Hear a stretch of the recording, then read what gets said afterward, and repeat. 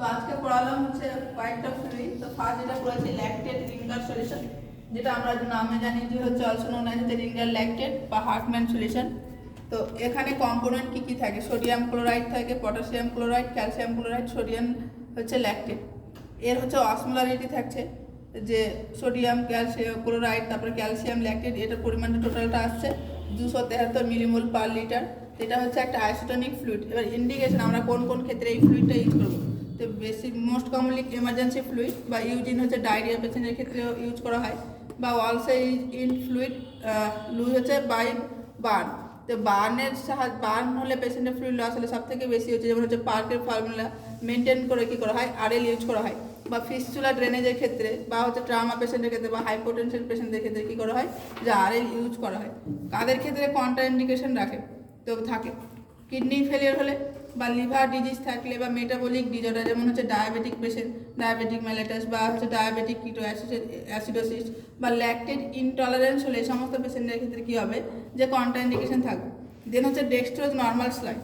তো এটা কার ক্ষেত্রে ইউজ করা হয়, ইন্ডিকেশনগুলো কি? ডিহাইড্রেশনের পেশেন্টের ক্ষেত্রে বা হাইপোগ্লাইসেমিয়া পেশেন্টের ক্ষেত্রে, হাইপোটেনশন পেশেন্টের ক্ষেত্রে, বা ফ্লুইড মেনটেনেন্স যখন আপনার সার্জারি ফ্লুইড মেনটেন্সের ক্ষেত্রে ইউজ করা হয়, বা উইকনেস ফ্যাটিক এই সমস্ত পেশেন্টের ক্ষেত্রে কী করা হয়, যে ডিএনএস ইউজ করা হয়।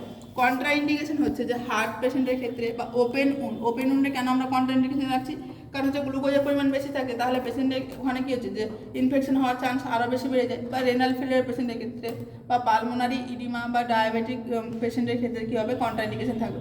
দেন ম্যানিটল, এখানে কি হচ্ছে যে ম্যানিটল কি করে, যে ইনক্রিজ করে ইউরিনেশন বা অ্যাকিউট রেনাল ফেলিয়ার বা সেরিব্রাল ইডিমা, গ্লুকোমা, এই সমস্ত গ্লুকোমা হচ্ছে চোখে একটা ডিজিজ। তো এই সমস্ত পেশেন্টের ক্ষেত্রে কী করা হয়, ইউজ করা হয়। কন্ট্রা ইন্ডিকেশন কাদের ক্ষেত্রে? সিভিয়ার কিডনি ডিজিজ বা severe dehydration, lung swelling, severe heart failure, এই সমস্ত পেশেন্টের ক্ষেত্রে কী হচ্ছে, কন্ট্রা ইন্ডিকেশন। দেন হচ্ছে নর্মাল স্লাইন। নর্মাল স্লাইন হচ্ছে এনএসএ ফুল ফর্ম হচ্ছে নর্মাল স্লাইন।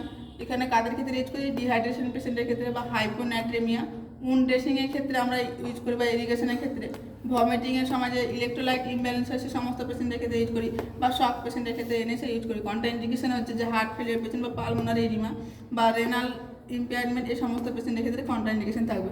দেন হচ্ছে হাইপোটোনিক সলিউশনটা কি, যে এখানে বলেছি আমরা লো কনসেন্ট্রেশন অ্যাজ বডি ফ্লুইড।